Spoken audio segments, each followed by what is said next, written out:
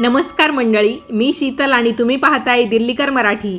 या व्हिडिओमध्ये मी तुम्हाला माघ पौर्णिमेची संपूर्ण माहिती सांगणार आहे, तेव्हा तुम्ही सर्वांनी हा व्हिडिओ शेवटपर्यंत पहा। आपल्या दिल्लीकर मराठी चॅनलला सबस्क्राइब अवश्य करा। व्हिडिओ आवडला तर लाईक करून व्हिडिओ पाहत असताना सर्वांनी कमेंट्समध्ये लिहा जय माता दी। चला तर मग व्हिडिओला सुरुवात करते। तर बघा मंडळी, एकूण 12 मराठी महिन्यांपैकी माघ हा 11वा मराठी महिना आहे आणि या माघ महिन्यातील पौर्णिमेला आपल्या हिंदू धर्मशास्त्रामध्ये खूपच महत्त्व आहे। या वर्षीची माघ पौर्णिमा तर आणखी खास असणार आहे, कारण या दिवशी रविपुष्य योग नावाचा शुभ संयोग जुळून येत आहे। या दिवशी स्नान, दान, जप, तप आणि व्रत केल्यामुळे खूप पुण्य मिळतं अशी धार्मिक मान्यता आहे।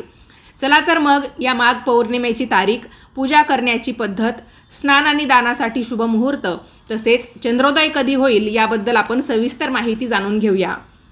माघ पौर्णिमेचं हिंदू धर्मामध्ये विशेष असं स्थान आहे।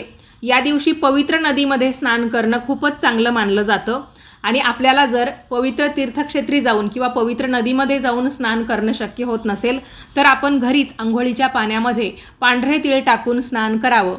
तर हे पाणी आपल्याला कोमट किंवा आपल्याला सोसेल इतकं गरम घ्यायचं आहे। थंड पाण्याने अजिबातच स्नान करायचं नाही, कारण आपल्याला यामध्ये पांढरे तीळ टाकायचे आहे।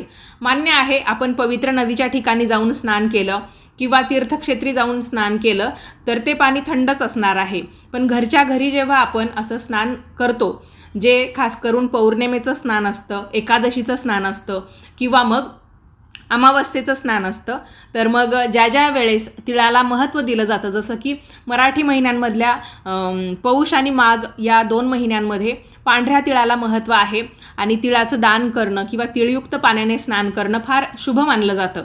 तर आपल्याला कोमट किंवा सोसेल इतक्या गरम पाण्याने म्हणजे तिळाच्या पाण्याने स्नान करायचं आहे, एवढं आपल्याला लक्षात ठेवायचं आहे। बघा, जे लोक पौर्णिमेचं व्रत करतात ते चंद्र उगवल्यानंतर चंद्राला अर्घ्य देतात। तर चंद्राला अर्घ्य आपल्याला कसं द्यायचं आहे, जेव्हा रात्री आपल्याला चंद्र दिसतो आणि तो सर्व कलांनी युक्त असतो। पौर्णिमेचा चंद्र हा आपल्याला पूर्ण दिसतो, जो की इतर तिथींना दिसत नाही। तर या चंद्राची आपण पूजा करतो। चंद्राची पूजा आपण कधी कधी करतो, तर आपण संकष्ट चतुर्थी असल्यावर चंद्राची पूजा करतो, पौर्णिमेला पूजा करतो। बऱ्याच जणांना सूर्याची पूजा करणं, सूर्याला अर्घ्य देणं माहिती आहे, पण चंद्राला अर्घ्य देणं माहिती नाही। तर त्यांच्यासाठी म्हणून सांगते, आपल्याला काय करायचं आहे, एका तांब्यात पाणी घ्यायचं आहे। या पाण्यामध्ये आपल्याला थोडेसे तांदूळ टाकायचे आहे, 1 चमचाभर गाईचं दूध टाकायचं आहे, थोडंसं चंदन टाकायचं आहे आणि एखादं पांढरं किंवा आपल्याकडे जे फूल उपलब्ध असेल ते फूल टाकायचं आहे आणि बेलपत्र उपलब्ध असेल तर तेही टाका आणि ओम सोम सोमाय नमः किंवा ओम चंद्रदेवाय नमः, ओम नमः शिवाय यापैकी कोणत्याही एका मंत्राचा जप करून तुम्ही चंद्राकडे पाहत पाहत या दूध मिश्रित पाण्याने स्नान चंद्रदेवांना घालायचं आहे किंवा त्यांना अर्घ्य द्यायचं आहे आणि यामुळे चंद्रदेवांची कृपा आपल्यावर कायम राहते। आपल्या कुंडलीतला चंद्रग्रह मजबूत होतो। चंद्रबळ ज्यांचं कमी आहे तर ते सुद्धा भक्कम व्हायला मदत होते। तर या गोष्टी तुम्ही या दिवशी अवश्य करा। या वर्षीची माघ पौर्णिमा खास आहे, कारण ती रविवारी येत आहे आणि रविवारी तारीख आहे 1 फेब्रुवारी 2026 आणि या दिवशी सकाळी 5:53 ही माघ पौर्णिमा सुरू होणार आहे। माघ पौर्णिमेला दांडी पौर्णिमा असंही म्हटलं जातं। ही तिथी 1 फेब्रुवारीच्या मध्यरात्रीनंतर 3:39 संपेल। शास्त्रानुसार जेव्हा पौर्णिमा तिथी प्रदोष काळामध्ये येते तेव्हा त्या दिवशी पौर्णिमेचं व्रत केलं जातं। त्यामुळे आपल्याला उदय तिथीनुसार 1 फेब्रुवारी 2026 रोजी म्हणजे रविवारी माघ पौर्णिमेचं व्रत करायचं आहे। म्हणजे आपण दिवसभर उपवास करू शकतो आणि तो संध्याकाळी सोडू शकतो किंवा पौर्णिमेच्या दुसऱ्या दिवशी सकाळी तो सोडला तरीही चालेल। ज्यांना व्रत वगैरे करणं शक्य होत नाही त्यांनी ते नाही केलं तरीही चालेल, पण मग या दिवशी तुम्ही स्नान करू शकता आणि जे कसं करायचं ते मी तुम्हाला आत्ताच सांगितलं। दानपुण्य तुम्हाला करता येईल, जसं की गोरगरिबांना तुम्ही अन्नदान करू शकता, उपयोगी गोष्टींचं वाटप करू शकता, चादर असेल, ब्लँकेट असेल किंवा खाण्यापिण्याच्या गोष्टी असतील, तिळाचं दान असेल किंवा अजून ज्या गोष्टी की ज्या गोरगरिबांना, गरजू लोकांना कामात येतील, तर अशा गोष्टींचं दान तुम्हाला नक्कीच करता येईल। विशेष म्हणजे या दिवशी रविवार आहे आणि पुष्य नक्षत्र असल्यामुळे रविपुष्य योग नावाचा शुभ संयोग देखील तयार होत आहे। स्नान आणि दान करण्यासाठी सकाळची वेळ खूप चांगली आहे। सकाळी 5:30 ते सकाळी 7:09 शुभ मुहूर्त हा स्नान आणि दानासाठी उत्तम काळ समजला जाईल. माघ महिन्यातील पौर्णिमेला तूप, फळं, अन्न यासारख्या वस्तूंचं दान करणं शुभ मानलं जातं. त्याचप्रमाणे पांढरे तीळ आणि ब्लँकेट यांचं दानसुद्धा शुभ मानलं जातं. या दिवशी पितरांसाठी श्राद्ध कर्म देखील केलं जातं. त्यामुळे तुम्हाला पितरांच्या नावाने पान या दिवशी ठेवायचं असेल किंवा दही भाताचा नैवेद्य त्यांना दाखवायचा असेल तर तोही तुम्ही दाखवू शकता. दही भाताचा नैवेद्य अर्पण करण्याच्या ज्या काही पद्धती आहेत तर त्या आपल्या चॅनलवर एका व्हिडिओच्या स्वरूपात उपलब्ध आहे. दही भाताचा उतारा किंवा दही भाताचा उपाय असं जरी तुम्ही यूट्यूबवर सर्च केलं आणि त्याच्यापुढे दिल्लीकर मराठी हे नाव लिहिलं तरीसुद्धा तुम्हाला तो व्हिडिओ मिळून जाईल आणि त्याच्यामध्ये खूप सविस्तरपणे मी तुम्हाला त्याची माहिती सांगितलेली आहे. माघी पौर्णिमेला भगवान विष्णूंची पूजा केल्यास जीवनामध्ये सुखसमृद्धी आणि शांती नांदते. आपल्यापैकी प्रत्येकाच्या घरामध्ये भगवान श्रीहरी विष्णूंची मूर्ती असेलच असं नाही. ज्यांच्याकडे असेल त्यांनी त्यांचीच पूजा करा. ज्यांच्याकडे नाही आहे त्यांनी आपल्या देवघरातल्या बाळकृष्णाची पूजा केली तरीही चालेल. प्रभू श्रीरामांची मूर्ती किंवा फोटो तुमच्याकडे असेल त्यांची पूजा केली तरीही चालेल. पंढरीच्या पांडुरंगाची पूजा तुम्ही या दिवशी केली तरीही चालेल किंवा सत्यनारायण भगवानांचा फोटो तुमच्याकडे असेल तर त्यांची पूजा देखील तुम्ही करू शकता. आणि प्रत्यक्षात श्रीकृष्णांचा फोटो तुमच्याकडे असेल किंवा मूर्ती असेल तर हे सगळे विष्णूंचेच अवतार आहेत. त्याच्यामुळे यांच्यापैकी कुणाचीही एकाची पूजा आपण या दिवशी करू शकतो. तसेच माता लक्ष्मीची पूजा करणं या दिवशी खूप शुभ मानलं जातं. तर माता लक्ष्मीची पूजा आपण कशा पद्धतीने करू शकतो? मूर्ती असेल तर साहजिक आहे आपण मूर्तीला स्नान घालून त्याच्यानंतर मूर्ती स्वच्छ कापडाने पुसून आणि कुंकुमार्चन तिच्यावर करू शकतो.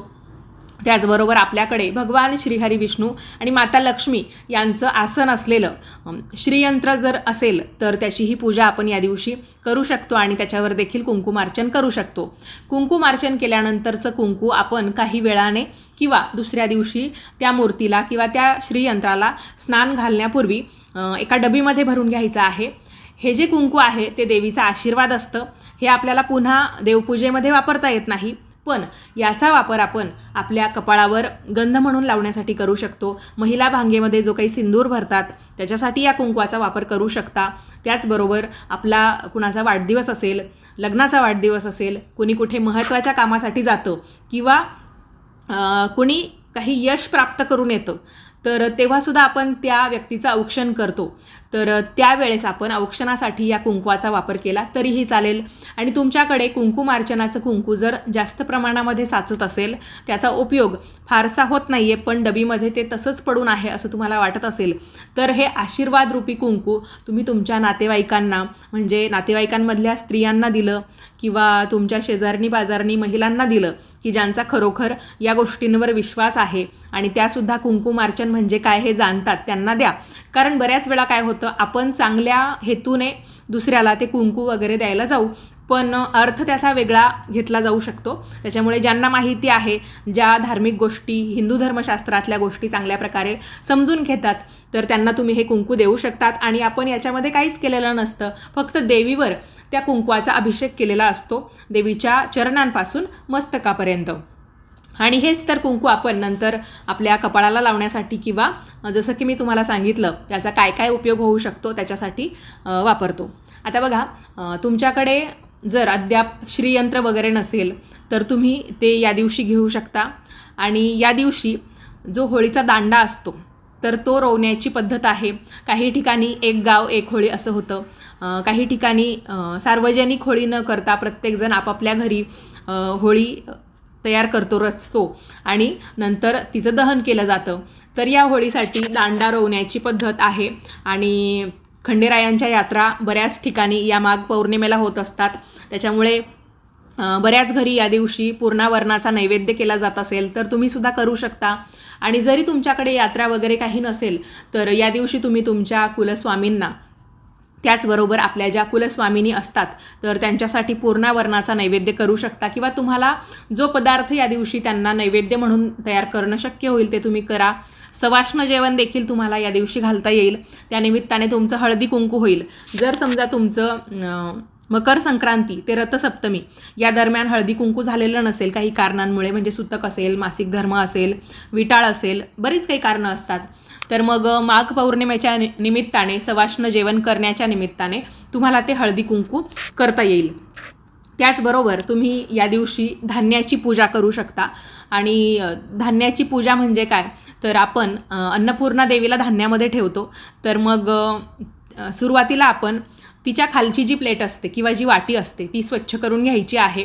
तिच्या वाटीमध्ये जे काही तांदूळ अगोदर होते किंवा जे धान्य तुम्ही ठेवत असाल ते होतं, तर ते तुम्हाला काढून घ्यायचं आहे. ते व्यवस्थित असेल तर तुम्ही तुमच्या त्या तांदळामध्ये किंवा जे धान्य तुम्ही ठेवलेलं असेल त्याच्या डब्यामध्ये किंवा त्याच्या कोठीमध्ये ते ठेवून देऊ शकता, म्हणजे मिसळून देऊ शकता की जेणेकरून ते तुमच्या परत खाण्यात येईल. पण काही जणांच्या घरी लवकर ते तांदूळ किंवा ते धान्य बदललं जात नाही, तर ते काळवंटतं किंवा खाण्यायोग्य राहत नाही. अशा वेळेस तुम्ही ते धान्य कचऱ्यामध्ये न टाकता पक्ष्यांना वगैरे घालून देऊ शकतात आणि पक्षी ते खाऊन घेतात. आणि असं तुम्हाला करायचं नसेल तर आपल्या ज्या झाडांच्या कुंड्या असतात त्याच्या मातीमध्ये तुम्ही ते धान्य पुरून दिलं तरीही चालेल. बरेचसे पर्याय आहेत, तर अशा पद्धतीने तुम्ही करू शकता. मात्र जेव्हा तुम्ही नवीन तांदूळ त्या वाटीमध्ये किंवा त्या प्लेटमध्ये भराल, अन्नपूर्णा देवीला त्याच्यावर ठेवण्यापूर्वी त्या तांदळाची, त्या धान्याची आपल्याला पूजा करायची आहे. हळदी कुंकू वाहायचं, त्याच्यानंतर अन्नपूर्णा देवीला स्नान घालायचं. स्नान घालत असताना ओम अन्नपूर्णाय नमः हा मंत्र म्हणायचा आणि नंतर अन्नपूर्णा देवीची मूर्ती स्वच्छ कापडाने पुसून त्या धान्यावर ठेवायची. मग देवीला देखील हळदी कुंकू, फूल, अक्षता वाहायच्या आणि नमस्कार करायचा. अशा पद्धतीने पौर्णिमेच्या निमित्ताने अन्नाची देवी किंवा जिची पूजा केल्यामुळे आपल्या घरी अन्नधान्याची बरकत होते, कसलीही कमी आपल्याला पडत नाही, तर तिचीही पूजा होईल आणि धान्याची देखील पूजा होईल. ज्यांनी अद्याप आपल्या देवघरामध्ये मंगल कलश ठेवलेला नसेल तर मंगल कलश देखील तुम्ही या दिवशी भरू शकता. आणि 2-3 दिवसांनी मिळून किंवा दर शुक्रवारी तुम्हाला त्यातलं पाणी बदलता येईल. आणि जेव्हा त्या नारळाला तडा जातो, नारळातलं पाणी संपतं, नारळाला कोंब येतो, अशा बऱ्याच प्रकारच्या गोष्टी त्या नारळाच्या बाबतीत होत असतात. तर अशा वेळेस ते नारळ उचलून घ्यायचं, काढून घ्यायचं आणि तुम्ही त्याच्यावर दुसरं नारळ ठेवू शकता. आता जास्त दिवस आपण त्यातलं पाणी जर बदललं नाही तर त्या पाण्याला एक वास लागतो. तर मग तुम्हाला जेव्हा शक्य होईल की आपण मंगल कलश आता काढून घेऊ, त्यातलं पाणी बदलू, पानं बदलू, त्यातलं साहित्य बदलू आणि तांब्या देखील स्वच्छ घासून पुन्हा एकदा नव्याने मंगल कलश ठेवू, तर असं तुम्हाला करता येईल. आणि मंगल कलशाची स्थापना ही एकदाच करायची असते. आणि ज्या वेळेस तुम्हाला असं बदलण्याची गरज वाटते, पाणी, पानं किंवा त्यातल्या वस्तू, तर तेव्हा तुम्ही पुन्हा जशी काही स्थापना करताय असं नाही केलं तरीही चालेल. तर अशा पद्धतीने मंगल कलशाची स्थापना आपल्याला करायची आहे. सत्यनारायण पूजा देखील तुम्ही प्रदोष काळामध्ये करू शकता. आपल्या चॅनलवर अगदी साध्या सोप्या पद्धतीने किंवा गुरुजींची मदत न घेता सुद्धा आपण दर पौर्णिमेला घरच्या घरी सत्यनारायण कसा करू शकतो याच्याबद्दलचा व्हिडिओ आहे. तर तो बघून तुम्ही सत्यनारायण पूजा करू शकता. किंवा बऱ्याच जणींना माहितीसुद्धा असेल तर संध्याकाळच्या वेळेस तुम्ही तो सत्यनारायण करायचा आहे. ज्यांना कुणाला सत्यनारायण करणं शक्य होत नाही तर त्यांनी सत्यनारायणाची कथा ऐकली, वाचली तरीही चालेल. त्याचाही व्हिडिओ आपल्या चॅनलवर आहे. पौर्णिमेच्या दिवशी सकाळी लवकर उठून स्नान करावं, त्यानंतर सूर्यदेवांना अर्घ्य द्यावं, मग मनोभावे व्रताचा संकल्प घ्यावा. आपल्या घरातील पूजास्थळी एका चौरंगावर स्वच्छ लाल किंवा पिवळ्या रंगाचं वस्त्र पसरावं. त्यावर भगवान विष्णू आणि देवी लक्ष्मीची मूर्ती किंवा फोटो ठेवावा. चारही बाजूंनी गंगाजल किंवा गुलाब पाणी शिंपडावं किंवा आपलं साधं पाणी शिंपडलं तरीही चालेल. म्हणजे काय, ती जागा आपल्याला एक प्रकारे पवित्र करून घ्यायची असते. गोमूत्राचा वापर देखील तुम्ही करू शकता. त्यानंतर भगवान विष्णूंना पंचामृताने अभिषेक करावा. भगवान विष्णूंना वस्त्र अर्पण करून गंध लावावा. त्यानंतर केळी, पंचामृत आणि इतर नैवेद्य दाखवावा. तसेच विधीपूर्वक पूजा आरती करावी. पौर्णिमेच्या दिवशी तुम्ही गीतेतला 15वा अध्याय वाचू शकता किंवा तुम्ही मोबाईलवर तो ऐकला तरीही चालेल. माघ महिना हा दानधर्मासाठी खूप महत्त्वाचा मानला जातो. या महिन्यामध्ये केलेलं स्नान, दान, जप, तप यांचं फळ अक्षय्य मिळतं. माघ पौर्णिमेला माघी पौर्णिमा, दांडी पौर्णिमा किंवा नव्याची पौर्णिमा असंही काही ठिकाणी म्हणतात. या दिवशी पवित्र नद्यांमध्ये स्नान करणं, विशेषतः गंगा नदीमध्ये स्नान करणं किंवा आपल्या गोदावरीमध्ये स्नान करणं खूप पुण्यकारक मानलं जातं. जर प्रत्यक्ष नदीमध्ये स्नान करणं शक्य नसेल तर घरात मी तुम्हाला सांगितलं त्याप्रमाणे तिळयुक्त पाण्याने किंवा गंगाजल मिसळून स्नान केलं तरी आपल्याला चांगलं फळ मिळतं. या दिवशी भगवान विष्णू आणि माता लक्ष्मीची पूजा केल्यास घरामध्ये धनधान्याची कमतरता राहत नाही आणि सर्व मनोकामना पूर्ण होतात अशी मान्यता आहे. संध्याकाळच्या वेळेस तुळशीमध्ये एक दिवा अवश्य लावा. तुपाचा दिवा तुम्ही लावू शकता, फुलवातीचा लावा, जोडवातीचा लावा, काही हरकत नाही. आणि या दिव्यामध्ये थोडीशी हळद टाकायला अजिबात विसरू नका. तसेच तुम्हाला जेव्हा तुम्ही तिथे दिवा लावतात तेव्हा तुळशी मातेला मनोमन प्रार्थना करायची आहे की माझ्या संपूर्ण परिवाराचं कल्याण होऊ दे, माझं सौभाग्य जे आहे ते अबाधित राहू दे, मुलाबाळांना त्यांच्या शिक्षणामध्ये त्यांच्या कामामध्ये यश मिळू दे आणि अखंड लक्ष्मी माझ्या घरामध्ये नांदू दे. तर जेव्हा संध्याकाळी सूर्य मावळतो ना त्यावेळेस आपल्याला हा दिवा लावायचा असतो. ज्यांच्याकडे अद्याप कुलदेवतांचे टाक नाही आहेत किंवा आपल्या घराला जर तुम्ही अजूनपर्यंत कवड्यांचं तोरण घेतलेलं नाही आहे ते तुम्हाला घ्यायचं असेल किंवा तुम्हाला नवीन तुळशीचं रोप लावायचं असेल, अजून ज्या काही शुभ गोष्टी आहेत की ज्या देवघरामध्ये लागतात, जसं की शंख असेल, कासव असेल, कवड्या असतील, तर या गोष्टी घेण्यासाठी माघ पौर्णिमा हा अत्यंत शुभ दिवस मानला जातो. तर यापैकी तुमच्याकडे जे नाही आहे त्याची खरेदी तुम्ही करू शकता. गाईची मूर्ती नसेल, तुमच्या व्यवहाराच्या ठिकाणी तुम्हाला ती ठेवायची असेल, म्हणजे काही व्यापार व्यवसाय असेल तिथे ठेवायची असेल किंवा तुमच्या देवघरामध्ये तुम्हाला ठेवायची असेल तर तीसुद्धा तुम्ही या दिवशी नक्कीच घेऊ शकता. मंडळी, माघ पौर्णिमा आणि वर्षभरात येणाऱ्या सर्वच ज्या पौर्णिमा असतात तर त्या अत्यंत शुभ फलदायी असतात. त्याच्यामुळे त्यांचा जितका आपल्याला जास्तीत जास्त लाभ घेता येईल, या दिवशी आपल्याला जितक्या चांगल्या चांगल्या सेवा करता येतील त्या आपण अवश्य कराव्या आणि नक्कीच याच्यामुळे आपल्याला पुण्यफळ प्राप्त होत असतं. तुम्हाला हा व्हिडिओ, ही माहिती कशी वाटली ते मला कमेंट्स करून नक्की कळवा. व्हिडिओ आवडला असेल तर लाईक करा, जास्तीत जास्त लोकांना पाठवा आणि याच पद्धतीचे नवनवीन माहितीचे धार्मिक आध्यात्मिक व्हिडिओ दररोज पाहण्यासाठी आजच आपल्या दिल्लीकर मराठी या यूट्यूब वाहिनीला नक्की सबस्क्राईब करा. व्हिडिओ पाहिल्याबद्दल तुम्हा सर्वांचे खूप खूप धन्यवाद.